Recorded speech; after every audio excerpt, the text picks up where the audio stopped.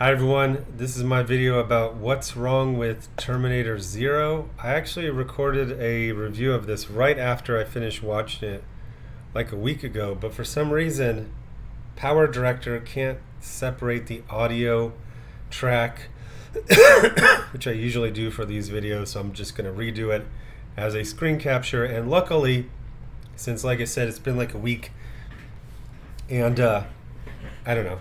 I didn't memorize everyone's name, so luckily I have this handy dandy website where it shows the characters and their names, so I'm not just saying this guy, that person. So Terminator Zero is Netflix. It was 8 short episodes, usually about 25 minutes, and it was good. I've talked a lot on my other channel about how things aren't usually perfect, amazing, like the Aliens movie or the worst thing ever. Most things are in the middle. They are okay. And this was okay. I enjoyed it. I'm especially glad that I didn't quit because in the first few episodes, besides some good, just a small amount of action scenes, it's a little slow. It's very much of an anime. If you think it's a Terminator story that just has an anime art style, no, it is an anime through and through, for good or ill. I don't typically like anime because of, they kind of stretch out the story and it's a lot of soap opera. I mean, obviously these are broad brushing, but this one was good. And the thing that I really, really liked about it is that it expanded the lore without contradicting it. One of the points they've made, and they've been making it in the more recent Terminator stories, is you're not actually going back and fixing your timeline. You are creating another timeline that hopefully is better, but your timeline is always just screwed. So there's a lot of interesting things that happen here, and it's got a couple different stories. Yes, it does have a woman hunting a Terminator, which is weirdly enough like the least interesting part of this. It's Netflix, so she's a lesbian, but it's Netflix in 2024, so they just briefly show her being gay and then do nothing with it. So if you think this is the main character, not really.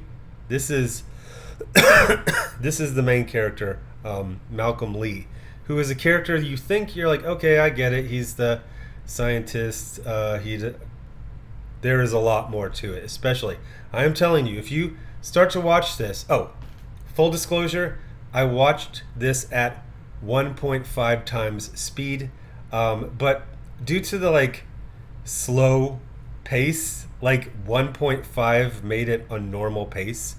I'm saying slow as compared to, Western television shows. It's got that anime feel where they slowly zoom in, and then somebody's looking at flowers through a window, and then slowly moving in, and then they sigh come on, let's get to it. So it's set in Japan, which is very, very interesting, but not exactly done correctly. It has a Japanese director, but I believe the showrunner and most of the episodes were written by an American. Now, that's not necessarily a problem. The problem is it's set in Japan, but it's very, very surface level. It reminds me, do you ever have a friend who goes to a country for vacation and then they want to tell you all about, they act like they know the country, but it's the resort. You didn't go 2 miles away from the resort. You know the resort and a radius of 2 miles. You don't know.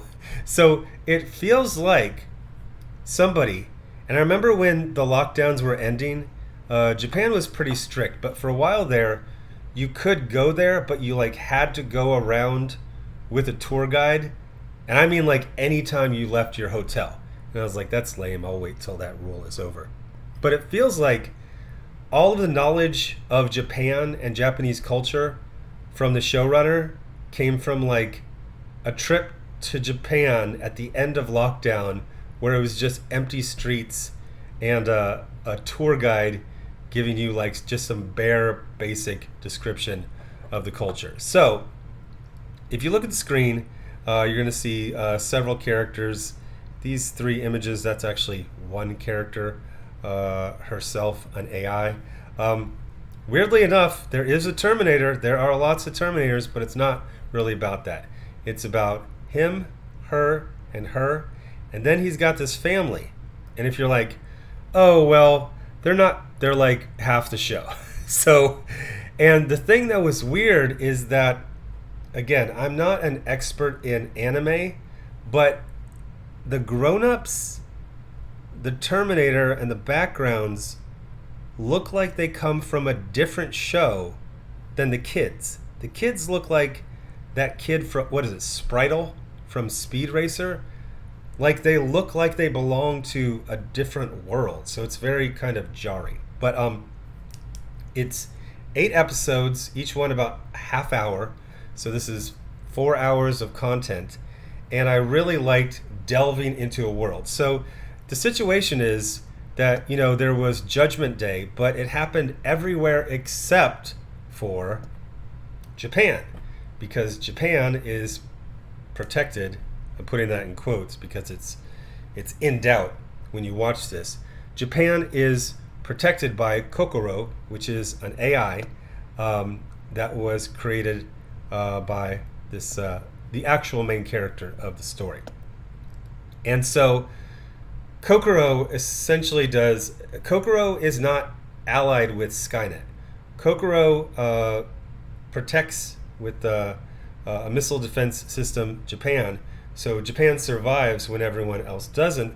But then Kokoro is getting in this philosophical debate with her creator about, like, why should I protect Japan? Like, why should I protect humanity? So it's really interesting in that regard. Again, I like how it expanded the lore without contradicting it. Yes, Japan is exempt from Judgment Day temporarily, but it's not just that simple of like, we're really great and we have a missile defense program. It gets actually kind of deep at some parts. So it's overall a recommend. I do understand if you get like episode 2 or 3 and you're like, I'm not sure, I'm about to dip out. Just stay. These are short episodes. You can watch them at 1.5 speed, and especially in episodes 7 and 8, like everything connects. All the things you thought were kind of a waste of time, there are surprises. Oh, did I mention the animation is very good, like very, very, very good. Again, the main problem is it's this kind of empty Japan, so it doesn't feel authentic in that regard. Like the backgrounds are done because it's animated in Japan, so like it looks like Japan, but it's written by a showrunner who doesn't understand Japan. Doesn't seem like he really researched it that much, or if he did go there, he just, it was in some limited capacity as a tourist. But good. I'm pretty sure this is just one season. I mean, it really wraps up the entire story. I don't really know what they would do besides this.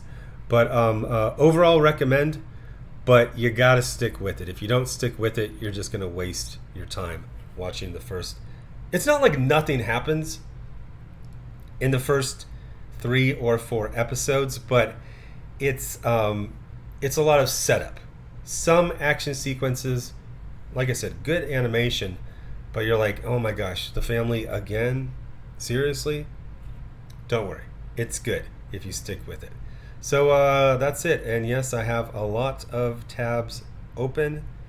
Thanks for watching. Bye.